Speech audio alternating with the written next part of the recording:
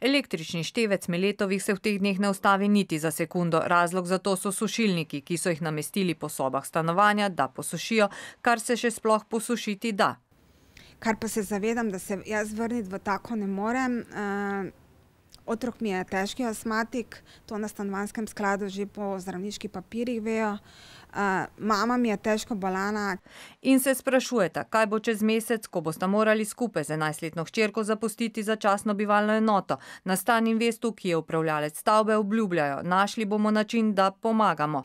Sama škoda bom zdaj, ko se bodo izsuševalci ti odstranili, bomo videli, kako stanje je, potem se bo škoda dejansko popisala, kaj je potrebno od mogoče, bom rekel, malarije in vseh teh zadev. Danes so tako opravili meritve vlage, poravnali bodo tudi stroške elektrike za sušilnike. Je pa že jasno, da zavarovalnica sanacije ne bo plačala. Stanovanje, kjer je počila cev, pa je v lasti propadlega podjetja Montavar. Glede na to, da je lastništvo dokaj, bom rekel, nejasno, poskušamo stopiti v stik z firmo Montavar v likvidaciji. Upamo, da bomo dobili potem podatke do neke odgovorne osebe.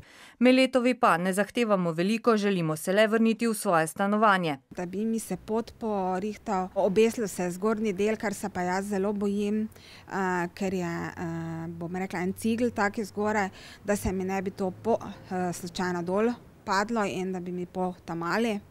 Na Stan Investu pa so jasni, nastale stroške mora poravnati povzročitelj, torej podjetje Montavar, če ne, pa se bodo odločili za tožbo.